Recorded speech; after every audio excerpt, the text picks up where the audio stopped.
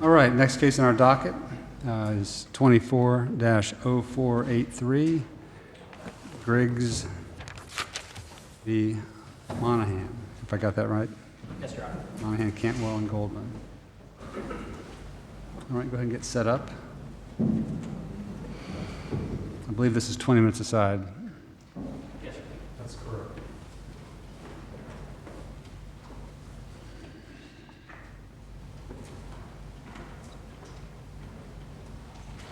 All right, counsel, whenever you're ready, please approach. And also, please let us know what amount of time for rebuttal you'd like. Yes, I was going to say I'd like to reserve 5 minutes, if that's possible. Sure. Good morning. My name is Randolph Brombecker. I'm here with Svedra Goodwin on behalf of the appellants. May it please the court, this matter, we're seeking reversal of an order issued by Judge Polk in January of 2024. It really comes down to 4 issues which are parallel or analogous to each other, and that is, what is the duties of a closing agent, the duties of an escrow agent, and was there reasonable evidence to show that there was an assumption of duties by the appellee to operate as an escrow agent and closing agent in the subject closing that took place on March 17, 2017. One of the primary issues of this was that there was a $4.1 million sale, there was $1 million in cash, and there was a finance of 3.1 promissory note. The promissory note was collateralized by a security agreement. The security agreement has been deemed, and it's not disputed by any of the parties, to be a closing document. So the intent of the parties was to have the promissory note amount fully collateralized by the stock of the 3 companies that was purchased. Well, let me just interject. The case we have here today involves only the lawyers involved, right? The part of this is a separate and apart judgment. The main case is still ongoing, I assume. That is correct. Okay, we're just talking about, do these lawyers in their capacities do something wrong? Do they have some The duties? lawyers we appellates have alleged that the lawyers operated as an escrow agent and closing agent in regard to the Right. acquisition agreement. And those duties aren't ordinarily assumed by lawyers in these types of transactions, are they? Once a lawyer takes on the role of an escrow agent or the functions of an escrow agent and the functions of a closing agent, then yes, they are separate and apart. And so they're wearing 3 hats. Well, no, my question was ordinarily in these kind of business transactions, side A has a lawyer, side B has a lawyer, and they don't, unless there's evidence to the contrary, they don't take on these into other roles. Unless there's an assumption of those roles. There's some evidence to show evidence to show that. That is correct. It's like receipt of funds, and then you could ascribe escrow duties being assumed by that party. Or if a lawyer was to undertake the role of a closing agent, where they took the documents in escrow and then dispersed with the funds out of escrow. And there are many functions. On page 25 of my initial brief, we discuss functions of closing agents. And there's discussion as to the assumption of escrow agents, which we believe took place, and obviously the appellates do not. So if Mr. Monahan and his firm were actually a closing agent or escrow agent, why do they need to disclose some subsequent merger?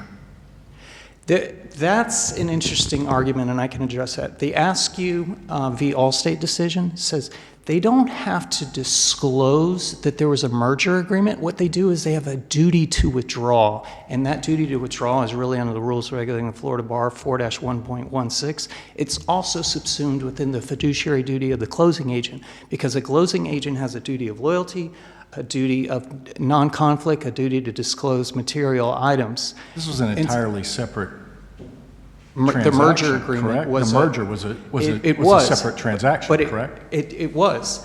It was not entirely. It was a domino transaction or a simultaneous transaction, because the merger agreement gave Kennedy the proceeds to purchase the acquisition agreement, and in return, once the closing of the acquisition agreement took place, Kennedy promised, in violation of the security agreement, to pledge 50% of the collateral to community. So they were interrelated. That's a claim Mr. Briggs has against Mr. Kennedy, correct? Well, we have it against all the parties I because there was a understand conspiracy. that, but I Yes. mean, I mean, Absolutely. How do you draw in a closing agent and an escrow agent into that on a Well, totally separate? Because they have a separate independent duty to the principal parties of the closing and the principal parties of the escrow. They have a fiduciary duty, and I'll address this separately, because the closing agent has, under Askew v. Allstate, a fiduciary duty, and then under Sudbury v. Locke, a duty to disclose material facts relevant to the agency. Now, the reason I went into the security agreement and the merger agreement, because they're fundamentally and diametrically opposed to one another. When Kennedy entered into the acquisition agreement and he entered into the merger agreement on the same day, he breached the security agreement. And Judge Polk, in a July 7, 2021 opinion, said he may have breached that security agreement. And Judge Polk also, in July of 2021, did find this Sudbury Locke standard for closing agents to be that you have to disclose material facts relevant to the agency.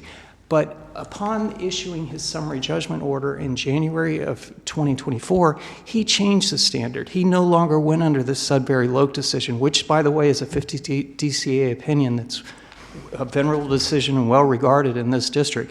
He decided that the duties were to prepare the closing documents in a reasonably prudent manner, citing to Askew, to supervise the closing, and then the duty is only relevant to documents prepared. Now, as I've said... Didn't the record evidence show, though, that Mr. Griggs and Mr. Kennedy were represented by separate legal counsel? They were. And that's a red herring, I would say. So how does Monahan and his firm then owe your client a duty? I think there's even a signed conflict of interest agreement Absolutely. that acknowledges that Cantwell and Goldman was not going to be representing Mr. Griggs? And that came early, I think in January 2017, but by February and March, Cantwell and Goldman had assumed the duties as closing agent by issuing a closing statement, a closing checklist, performing the functions of closing agent, which their own expert testified to. And there's no distinction between co-closing agents, as their expert tries to make, and a singular closing agent. It's like being co-counsel and counsel. If I'm co-counsel to a party, I still have the same ethical obligations and legal duties and responsibilities if I was co-counsel. That holds true with a closing agent as well. So the expert opinion rendered by the appellee's expert that they were only performing the functions of closing agent for their client is a red herring. Back to the Judge Boatwright's question about the arms length transaction, the escrow agency and closing agency create separate fiduciary duties, separate and apart from whatever the attorney is trying to accomplish. As I said previously, in effect, the appellees were wearing three hats. They had an escrow hat with its own fiduciary duties. They had a closing agency hat with its own fiduciary duties. And then they were operating as buyer's counsel. And buyer's counsel, obviously, there's no duties imparted upon the attorney on my client, the appellant, Robert Griggs, in the lawyer-client relationship. But when they're in a closing agency, you have an obligation to disclose material facts. And the moment that closing took place on March 17, 2017, there was a breach of a $3.1 million collateralization. And that runs afoul of the entire purpose of the security agreement, which obviously is material and relevant, and under the trial court's own standard, the duty is only relevant to the documents prepared. The appellees prepared the security agreement. They co-authored it with Robert Griggs' then counsel, Studenberg. So they had a duty to the documents they prepared, and they knew that it was being breached on the day of its execution by their client. There's holding by the court that the appellees assisted their client in executing the security agreement and the merger agreement on the same day. Was that merger agreement subsequently set aside? It was rescinded 9 months later.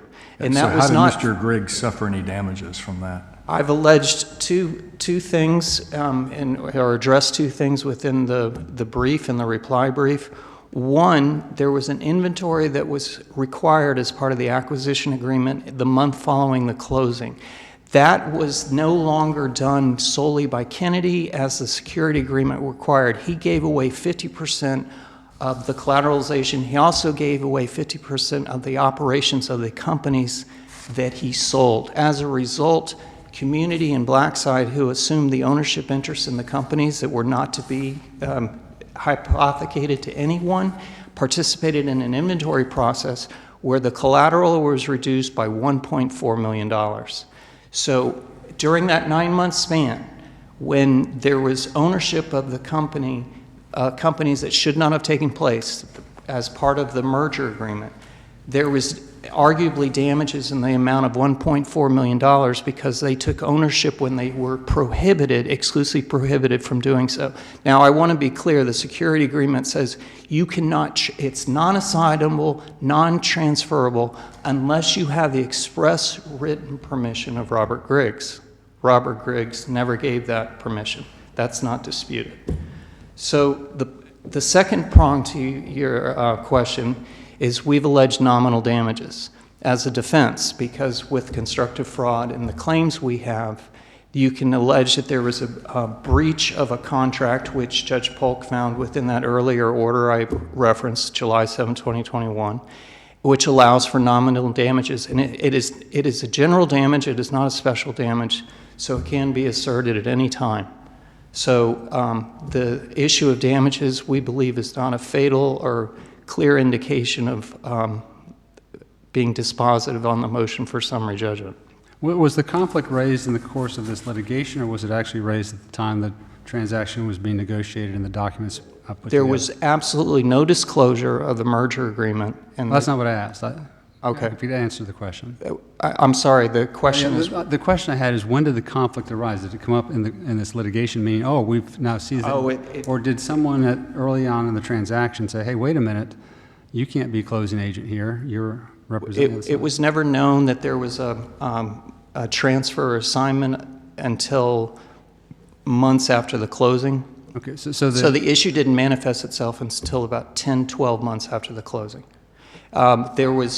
When there was an adjustment of the inventory from $3.1 million to $1.792 million, and there was a notification by Matthew Kennedy to Robert Griggs in December of 2017, and then there was a revised amortization payout on that 3.1 promissory note that's been now reduced to 1.7, and the payout amounts were reduced by about $20,000 a month. And that's when they took exception, and Robert Griggs initiated his lawsuit against Matthew Kennedy. And in furtherance, in the scope of the litigation, it became apparent that the appellees were instrumental in implementing this breach. It was the merger agreement and the security agreement cannot be reconciled. There's been an attempt by appellees counsel to say it can be subordinate to the security agreement, and there was an attempt within the merger agreement to reference that it was subordinate to Robert Griggs' interests, but that does not change the fact that it breached the security agreement.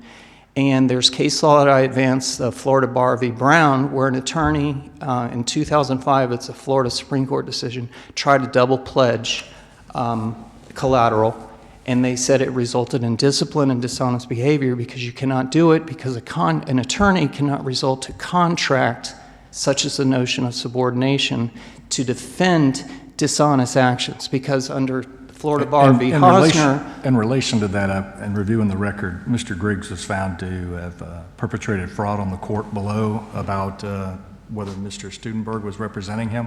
Did that get raised in the summary judgment motion or part of the summary judgment order? That was not at all at issue in the summary judgment order. I think that's an attempt to color the court's impression of the Robert Griggs, and that's actually part of a separate appeal that will be brought before this court. So no, there's no relation between that. That didn't get raised in the summary judgment motion? Okay. So I initially said there's like two different standards. The court, even under its own standard, which is a duty is only related to the documents prepared, you would have to find there was a duty to disclose the merger agreement. And we can't have, now this has been argued by Appellee's counsel, we can't require a breach of the attorney-client privilege, but under Askew v. Allstate, there's a duty to withdraw. When they did not withdraw, then that triggered a duty to disclose, because then they had a conflict of interest. So we've never advocated that there was a duty to disclose. We said there was a duty to withdraw, but upon failure to withdraw, then there's triggered a duty to disclose, because you have these conflicting interests and you have a material breach, and you have a fiduciary duty under the closing agency status between the principal parties of the closing, between the buyer and seller. Now, in regard to the escrow agency, it's a separate standard, but it's remarkably similar. The standard under the escrow agency is found in Watkins v. NCNB National Bank, and it says the parties have a fiduciary duty to the principals of the escrow, and the parties have a duty to disclose all material facts.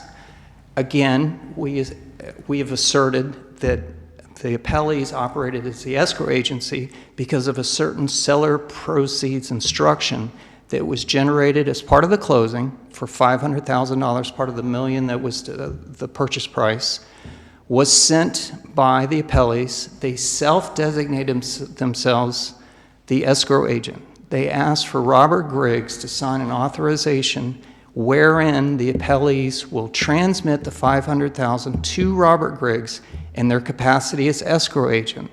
This was done.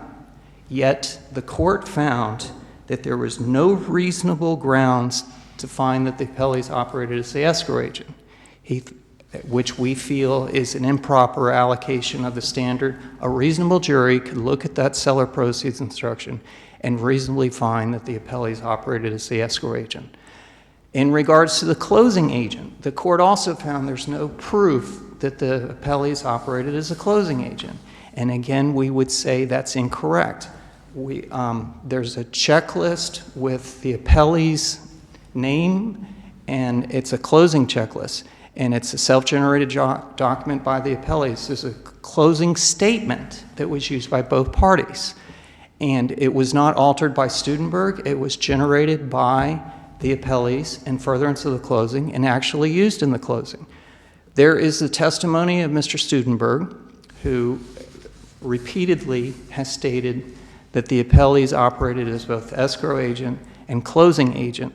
Now, there's been issue taken with the cross-examination of Mr. Studenberg, where he backpedaled on an opinion as to the closing agency only, but that was generated in furtherance of a legal opinion, not a factual assertion. I think if any of you three gentlemen review the Studenberg deposition testimony, you'll be convinced that he was also assured that they were operating as a closing agency throughout. There's the affidavit of Robert Griggs, who says that they were operating as the closing agent. There's also, as I said, the testimony of their own expert, who says they were operating under the functions of closing agent. There's also representations within their answer brief that each party was acting as closing agent for his own client, and that the appellees finalized the closing documents on behalf of their client. As said, there's case law, and I've cited to it, where the closing agent has duties to prepare the documents in furtherance of the sale agreement, which the appellees did. Counsel, you're under 2 minutes of your rebuttal time, so, I mean, you can use up all your time now if you'd like, or if you'd like. No, I appreciate you letting the court know. I will reserve what little I have left. We have about 1:45 or thereabouts. All right, thank you.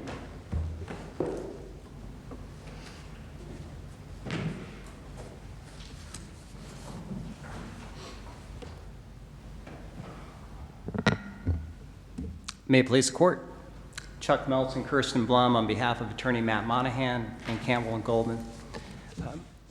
Your Honors, there is no record evidence and no reasonable jury could ever conclude that Mr. Monahan or his firm were the closing agent in the underlying business transaction.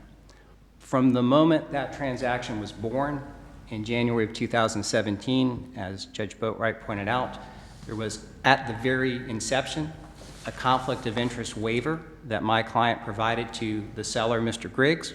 Mr. Monahan had performed some estate planning services a number of years prior, recognized that he was going to be representing the buyer, Matt Kennedy, and wanted to make sure from the onset that Mr. Griggs understood that Mr. Monahan and his firm were providing no representation, no guidance, no legal advice whatsoever, and had no role on the seller's side, which Mr. Griggs signed and returned.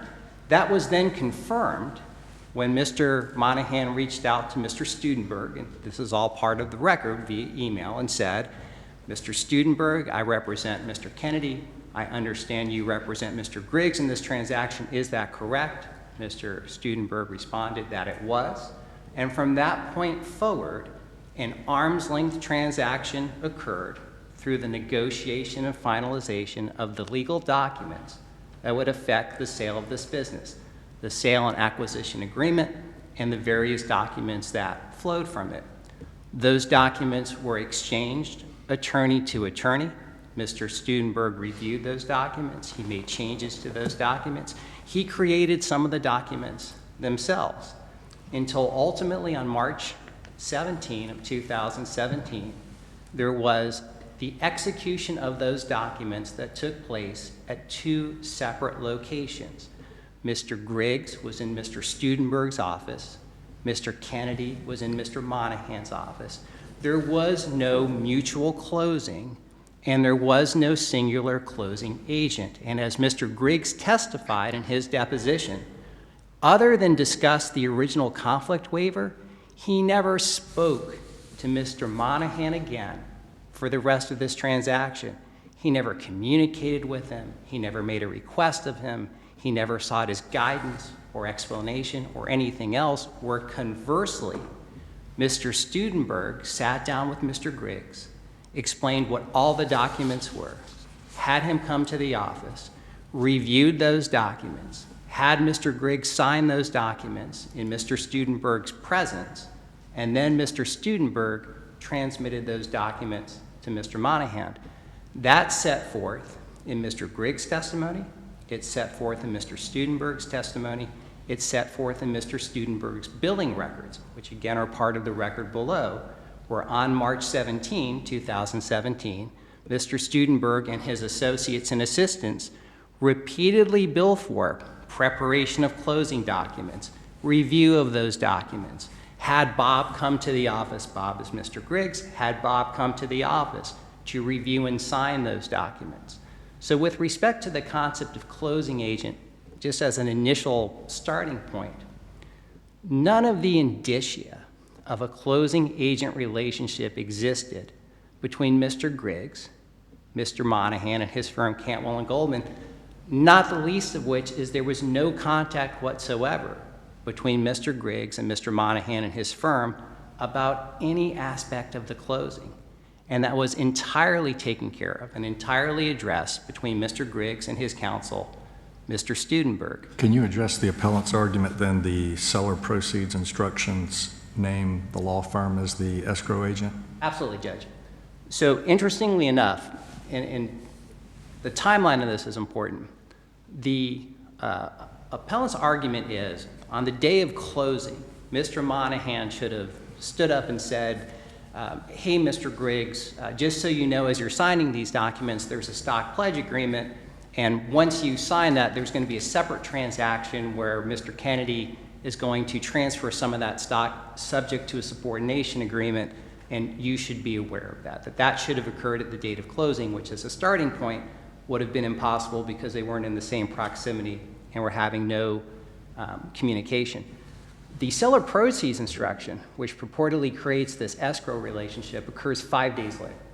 And as the record evidence below suggests and demonstrates, originally the plan was for the money to be wired to Mr. Monahan's trust account. He was going to send that to Mr. Studenberg's trust account, and then Mr. Studenberg was going to release those funds to his client, Mr. Griggs. After the closing, Mr. Studenberg then contacts Mr. Monahan and says, you know what, just pay Mr. Griggs directly. Don't wire the funds to me. And what you'll see in the record is there's a series of emails back and forth where Mr. Monahan reaches out to Mr. Studenberg and says, great, send me the wire instructions. He gets the wire instructions, and then Mr. Monahan goes back to Mr. Studenberg and says, Mr. Studenberg, my firm requires that if we're going to wire money, we have to use this form. It's the seller proceeds instructions form. And that form literally contains one piece of information: where to wire the money, and I guess a second piece of information: what is the amount, which was $500,000. And yes, Your Honor, it does say escrow agreement within that form.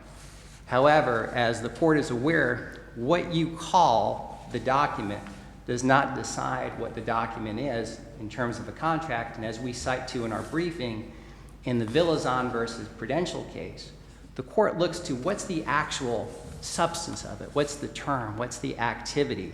And here the seller proceed instructions literally did one thing. It authorized and directed Mr. Monahan, instead of releasing the money to Mr. Studenberg, to release it directly to Mr. Griggs. And the record's clear that's exactly what was done. And again, what Judge Pauck said in his order wasn't as clean as there was no escrow agreement. What Judge Pauck said in his order is that didn't create an escrow relationship. But even if it did, there was no evidence that that escrow relationship was violated, because that relationship, if it did exist, only required one act, and that one act was the delivery of the $500,000. And Judge Boatwright, the reason why it's difficult to even characterize that as an escrow relationship or an escrow agency is because typically an escrow relationship requires two separate and distinct factors. The first is the agreement between the principals as to what is being escrowed and what are the terms and conditions of that, what will affect it, what will presumably result in the funds being delivered or released, or the property being delivered or released. And then the second part of that is an agreement between the principals and the agent itself. And here, there was never any original agreement, and there was never any subsequent agreement in which the principals reached out and directed Mr. Monahan to do anything other than the seller proceeds instructions. So to the extent there was this claim of escrow relationship, it either was never created, or if it was created, it was created for a very, very limited purpose, and that limited purpose was satisfied. And yes, when a lawyer does hold funds in escrow, they have certain fiduciary duty-like responsibilities over that. And Rule 5.11 of the Florida Bar talks about if a lawyer is going to hold funds in his or her trust account, they need to treat it as if they're a fiduciary for those funds. Having money in a lawyer's trust account doesn't create a fiduciary relationship for all things. It doesn't create duties of loyalty and candor for all matters. It doesn't require the lawyer to provide advice or guidance or ask questions or do anything that's outside of the scope of that relationship. And again, to the extent an escrow relationship even exists in this case, which we suggest it doesn't, but to the extent there would even be consideration of that, again, it was only to perform one act. That act was performed, and there's no record evidence to the contrary. Getting back to the closing agency relationship of this, again, it's clear it was an arm's length transaction. The record evidence is replete with that. But just in terms of general agency law, could somehow an agency relationship have been created here? It's been suggested that it was volunteered or Mr. Monahan somehow stepped into the shoes of becoming a closing agent. In order for an agency relationship to exist, there has to be first an acknowledgement, in this case by Mr. Griggs, that Mr. Monahan will act for him as agent.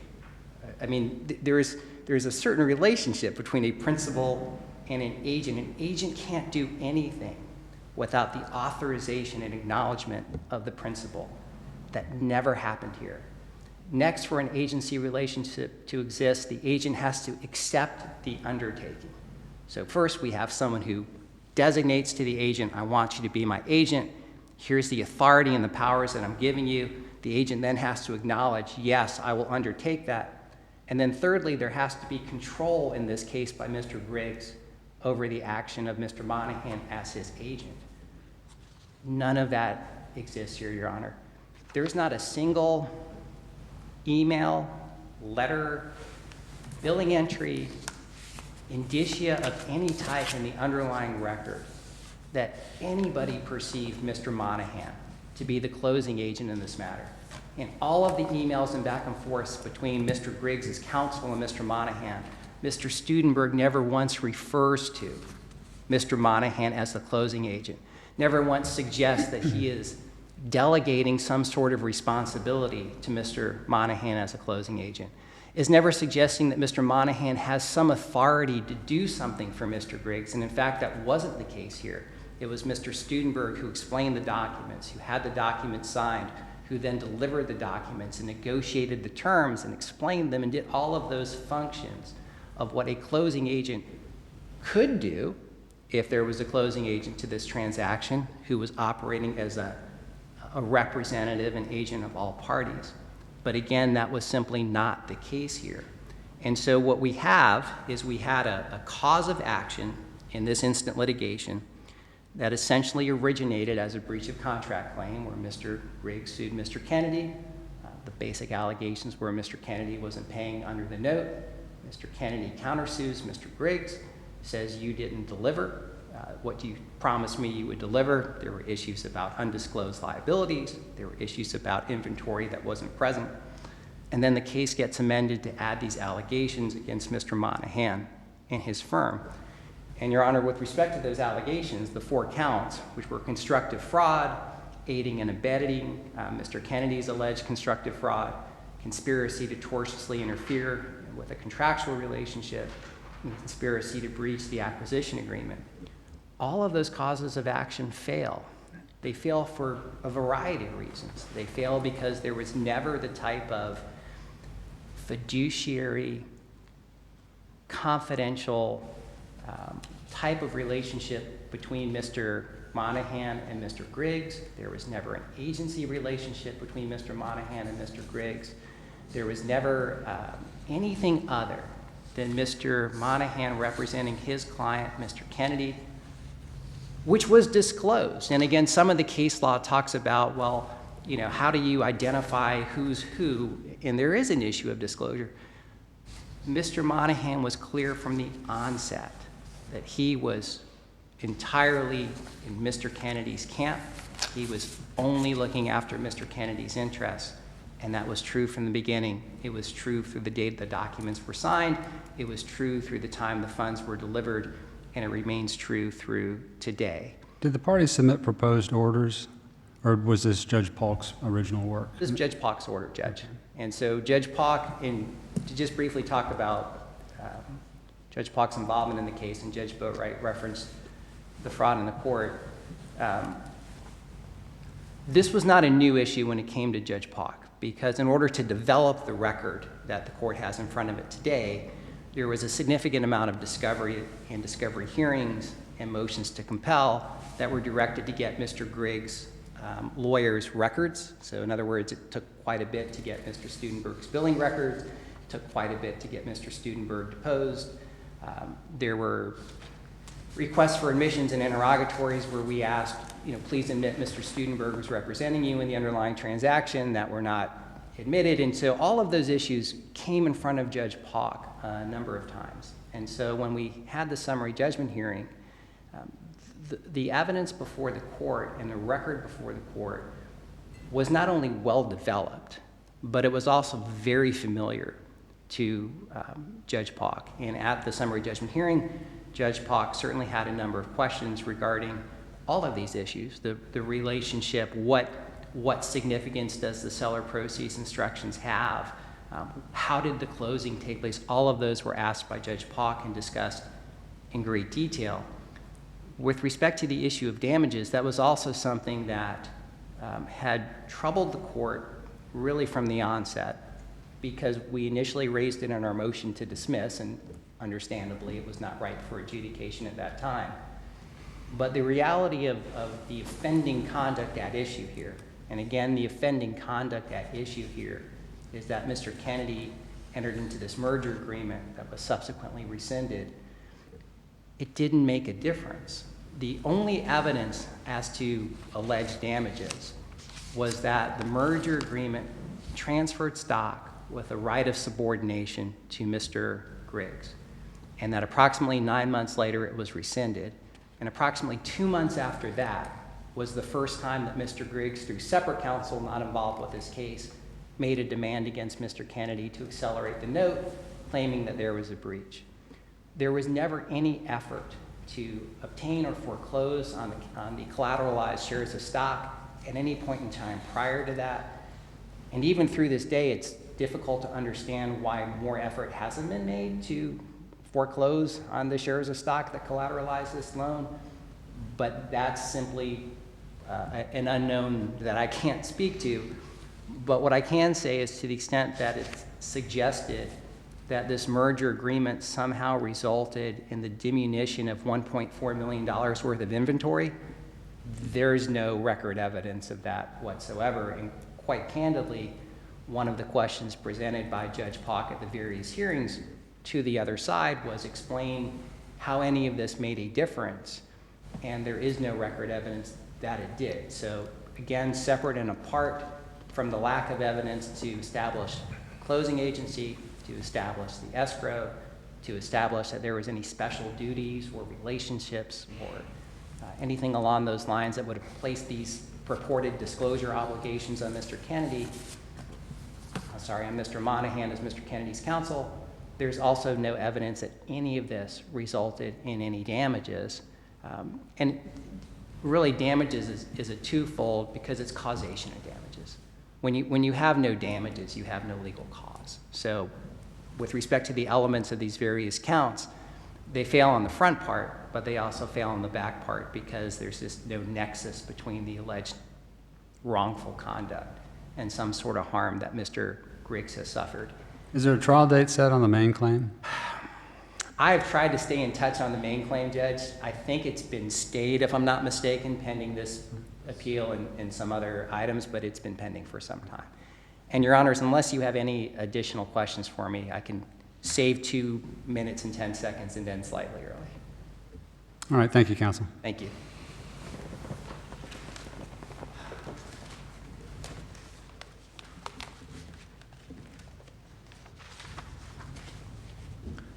Thank you.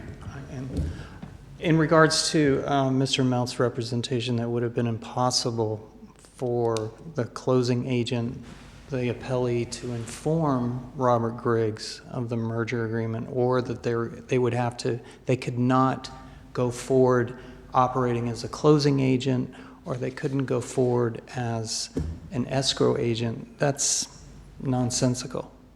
I mean, you always have an opportunity to disclose before you breach. You always have a duty to withdraw.